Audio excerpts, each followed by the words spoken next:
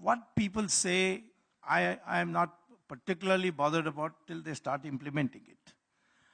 Adityanath has many other good qualities. He's an extremely honest person. And he's 24 hours devoted to the task. I am 100% certain he will restore the law and order in UP. And why wasn't he named? Because we named nobody. If we didn't give just going back a little, if we didn't give a single ticket to a Muslim, it's because no Muslim candidate came up who, in our thinking, was a winnable candidate. They were asking for tickets from Hindu areas, not from Muslim areas. But that too, if they were good candidates, we would have definitely done it. We don't want to be part of the normal rat race that we have to have 10% Muslim candidates and we have to put them in. And we said, let the people decide if they are against us. After all, 20% of the population of UP is Muslim. And there are about 125 constituencies where they dominate the results. By the way, in that 125, we have 185 this time, with Hindu candidates. So these things are questions of dynamics of decision making. And I don't think there was any subterfuge. I can say one thing, I never expected that he would be the chief minister candidate. And in the initial stage, his name never came. And then suddenly it appeared because it's found that the consensus seemed to be more in his favor because most of the MLAs who were sampled, they preferred him. And that's why we made him, not because we wanted to hide this from the public. Well, Dr. Swami, you just said that you're not very concerned with what people say, but what they do. I think, again, that's a sleight of hand, and that's a kind of consolation prize for yourself, because the thing is that very often when political figures say something, it has a subterranean impact on the ground. I'm sure you couldn't have been comfortable with the way Muhammad Akhlaq was pulled out of his house and lynched to death. By whom? By the neighbors, whoever it may be. I know that they were Hindus. You'll agree that you might argue they were not. Let's assume they were ghosts. But he was killed. He was killed by bricks on the suspicion that he had cow meat in his fridge. A 12-year-old boy was strung up and hung on a tree in Jharkhand because of the climate that is being created by political speeches like this. So yes, you're not doing it, but you're creating an environment where that happens. Who was in power when this happened, of this Akhlaq case? Sir, they may have been in power, but like Mr. Modi was in power but doesn't take accountability for what happened in Gujarat, Akhilesh doesn't take accountability for what happened then.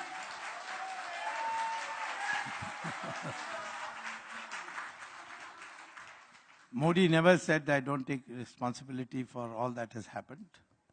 But to say that he was criminally complicit, that is what the courts have to prove. I can't go by your statements. No, let's not go to Gujarat. We have something much more contemporary, as we said. Here, Akhilesh has not even prosecuted them. Not even one person has been prosecuted.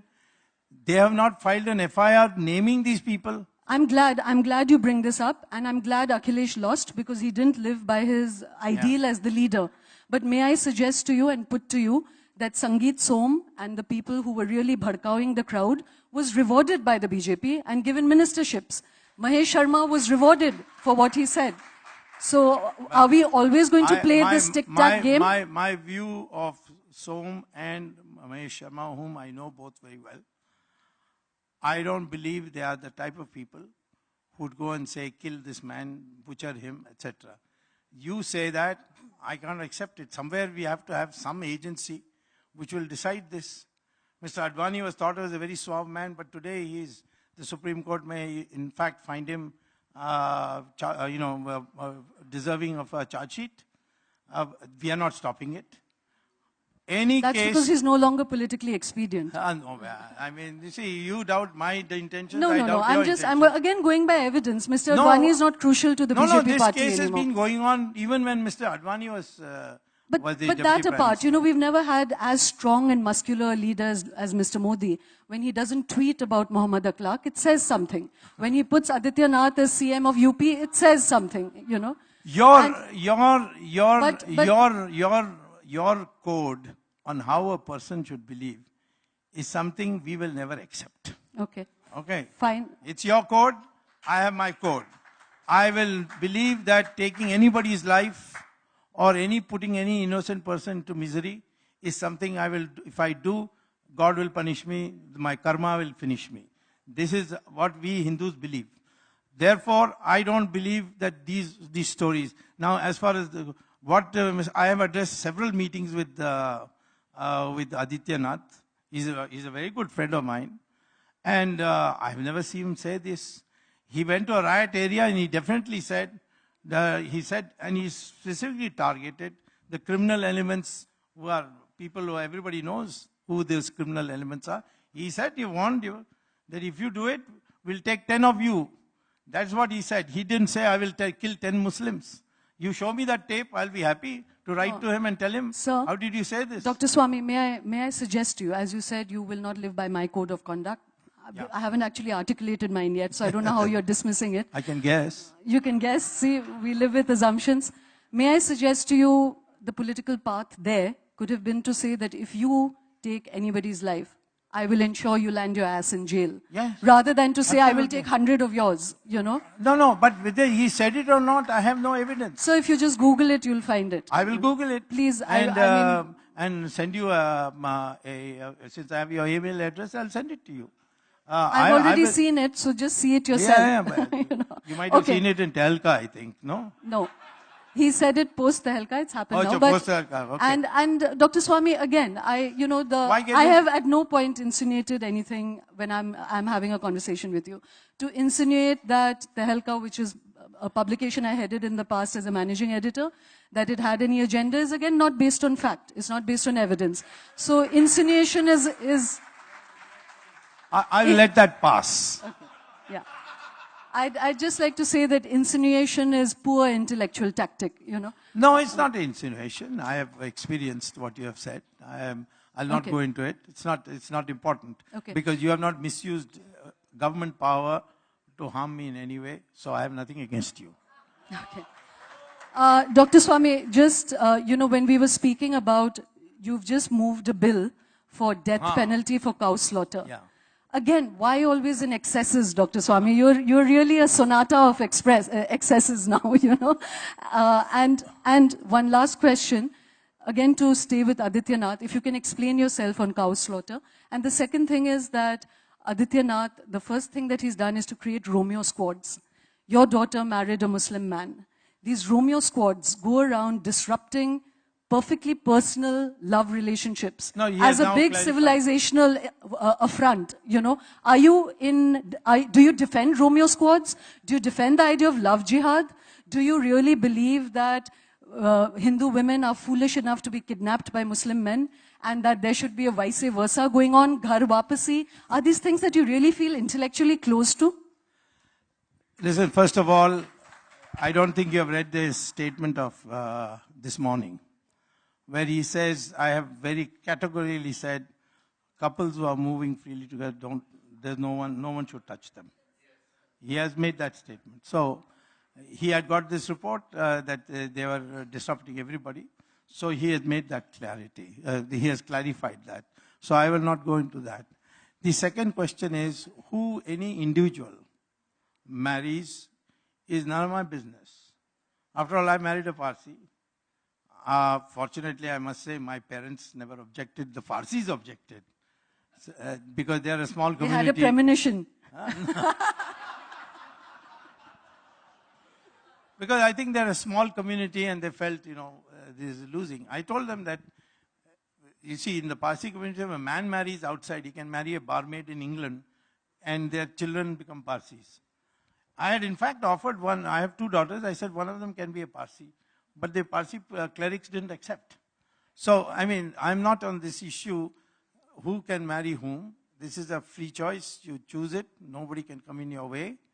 This love jihad was created by the Kerala High Court, which said that there was a systematic, motivated program to lure unsuspecting women and then convert them and then abandon them. This is a judgment of this Kerala High Court. And then it caught fire, that word. Even here, we have to be very careful. And I certainly think that if any example comes where people of their own free will meet together and they are harassed, I'll be happy to take it up with the chief minister and tell him this must stop. We are not for it at all. We are bound by the constitution.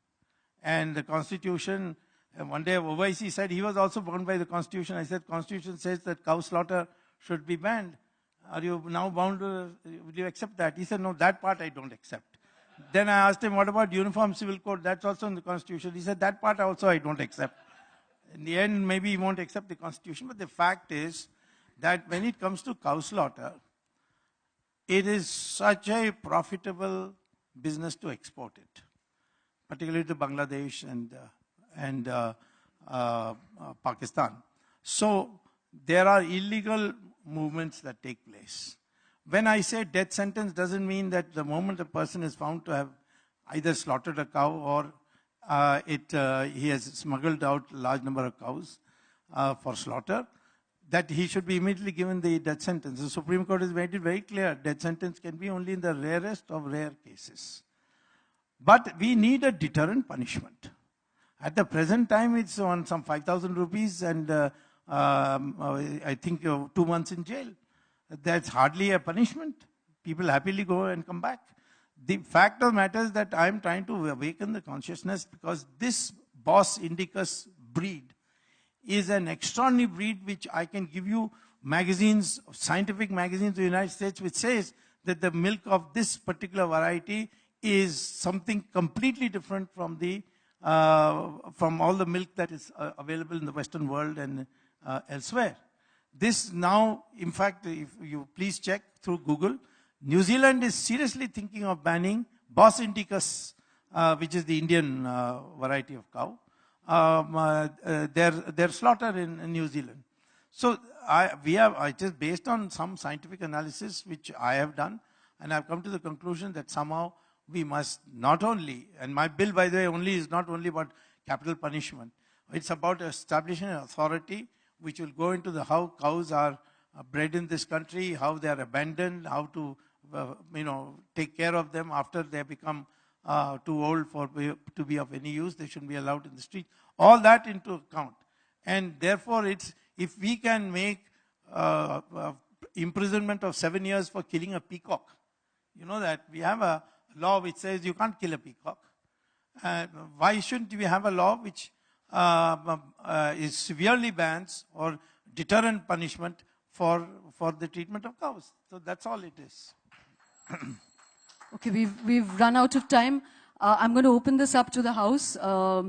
We haven't even started touching on economy, which is a whole other minefield of interesting things where Dr. Swami is concerned. What he said about Raghuram Rajan, what he said about Arun Jaitley. Before I start taking audience questions, can you really treat us as privileged audience and give us your off-the-record version of what happened to the GDP after demonetization kicked in? Well, I mean, you put me in a dilemma whether I should become an economist or a politician.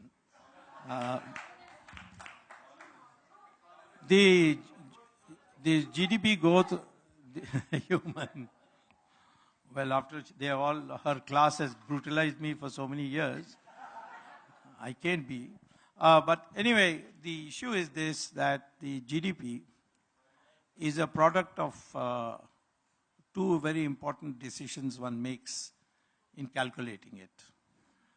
One is because, something like milk is in liters and fruit is in kilograms and so on, so you need a conversion factor.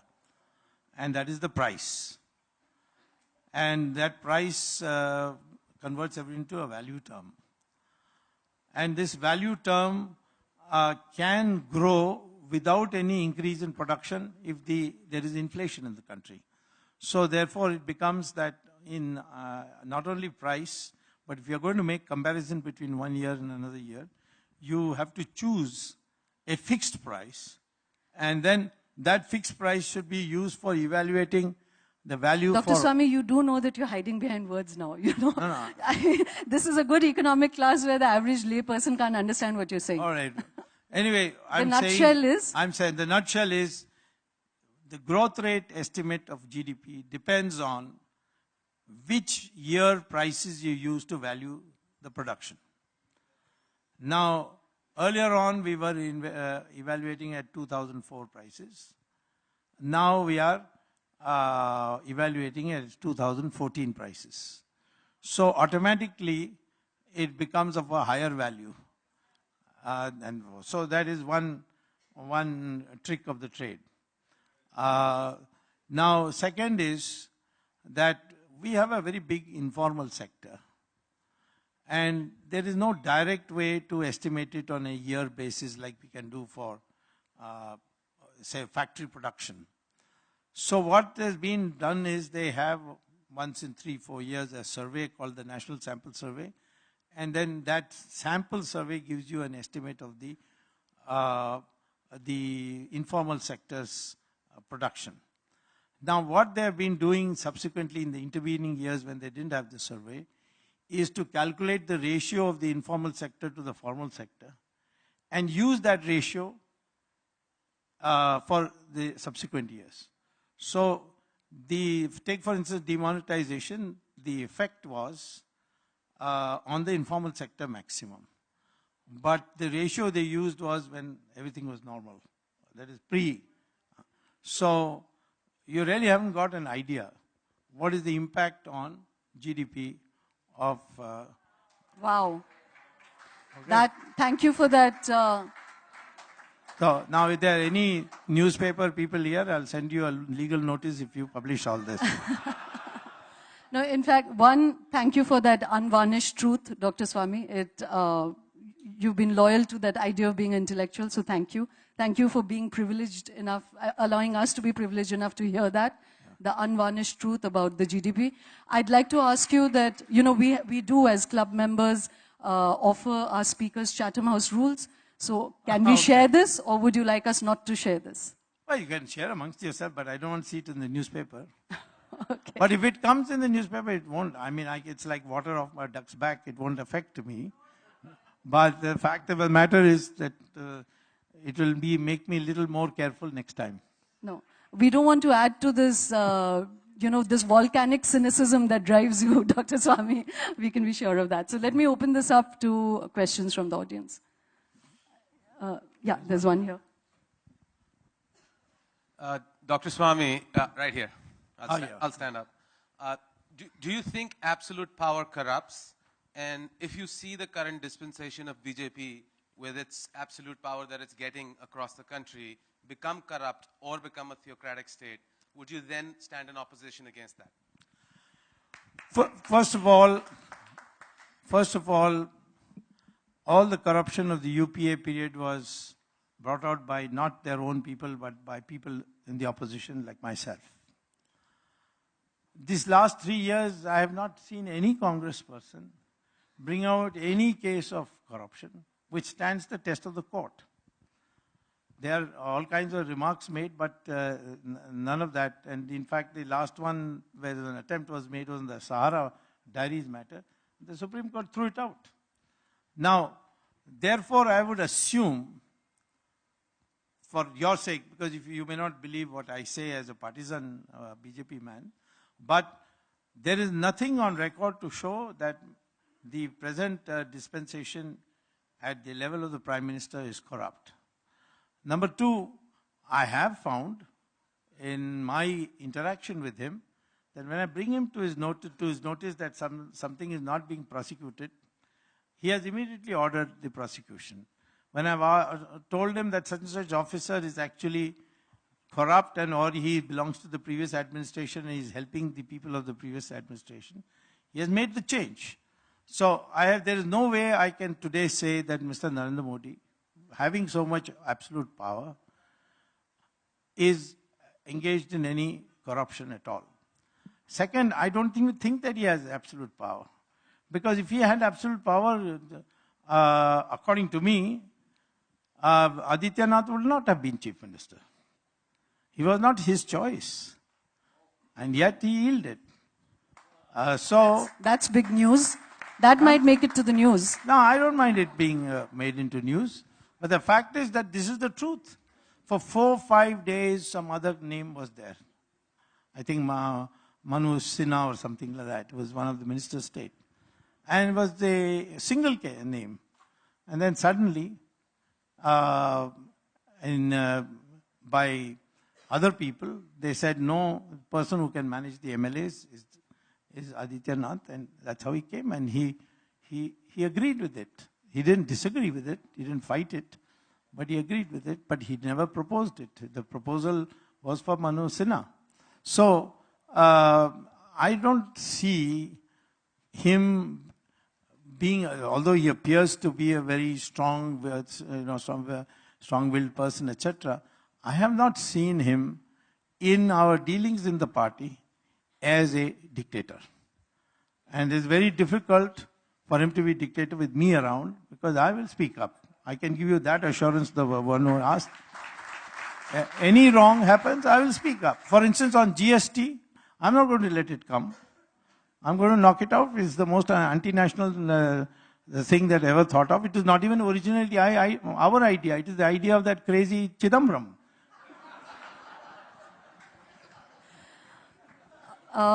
Sorry, I can't see because the light is in. There was one here. And then we'll geographically go there after here that. Also. Okay. Here.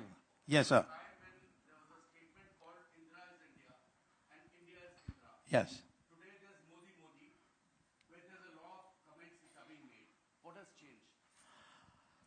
No, Modi is not the same thing as Modi is India and India is Modi.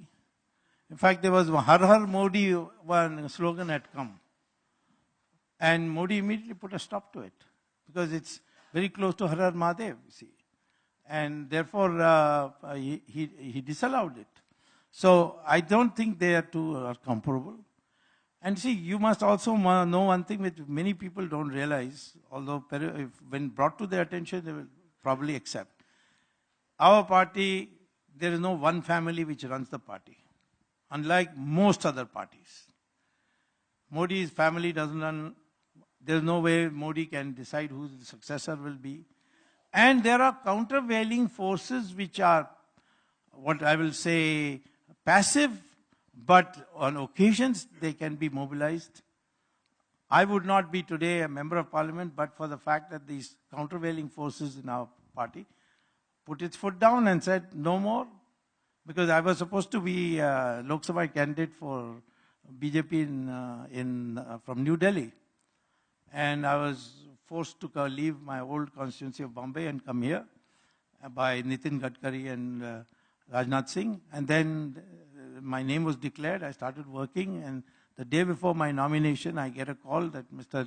Jaitley has a hysterical breakdown, saying I'm not a Punjabi and therefore I should not be given the ticket. I never knew that BJP thought in terms of Punjabis and Madrasis. And actually, New Delhi has no Punjabis. There's mostly Madrasis anyway. But doesn't matter. But then after that, 2.5 years passed by, and suddenly the countervailing forces said, what is this going on?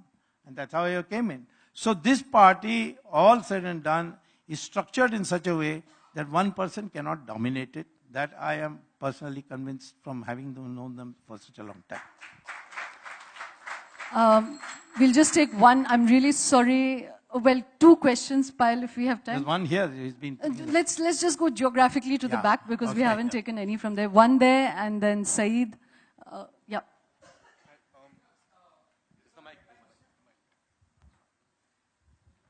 At times I wonder that how do you get all the information on which politician has how much investments in which asset class? Yeah. You must have got a real strong research team working for you. Yeah, you see, I have made one rule in my life which is the opposite of everybody else. I never publicize my friends, but I publicize my enemies. I have never let down people who have come and given me information. You know that in the 2G matter, the personal secretary of Mr. Raja, he was the one who gave me the material. I never let him down. And Raja and the entire Congress... You're not letting him down now? Now I let him down because I brought him into the party. He's now a member of the party. So, therefore, and then see, I have some other unique situations. I went to a public school in Delhi. It was called Delhi Public School, but it was those days called Church High School. Then I went to college here. My father was a secretary. My father-in-law was an ICS. And then, of course, I have spent years in Harvard. So that network is today sustaining me in getting this information. Dr. Swami, I'm sorry, I'm going to have to cut in, and I'm sorry we can't, I didn't realize, I've just looked at the phone, we have another speaker. So I'm really going to close this here. I myself feel that it's been good to have you here, Dr. Swami. I think it speaks for the spirit of debate and courteous conversation. I think we begin to understand each other a little bit better.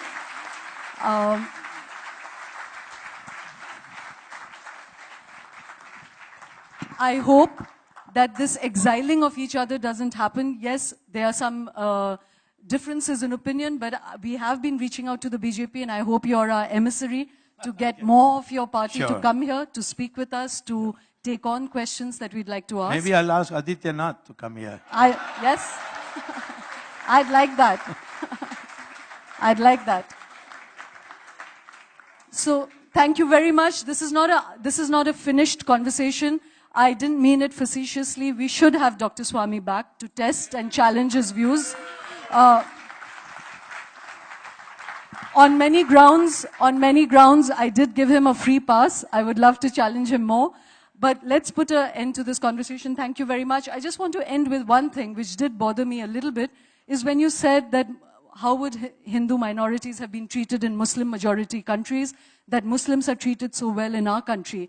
I say this as a Hindu, I say this as a proud Indian, that I'm ashamed of how Muslims are treated in our country, because if you read the Sachar Committee report, Muslims are in many ways in a worse position than Dalits, and there is much to be done, much positive things to be done to really lift this country to where it should be, with the spirit that imbues Hinduism, rather than exacerbating the separations, Dr. Swami. And I hope you become an eloquent crusader for that. Thank you so much. I'm not going to let you have the last word. Thank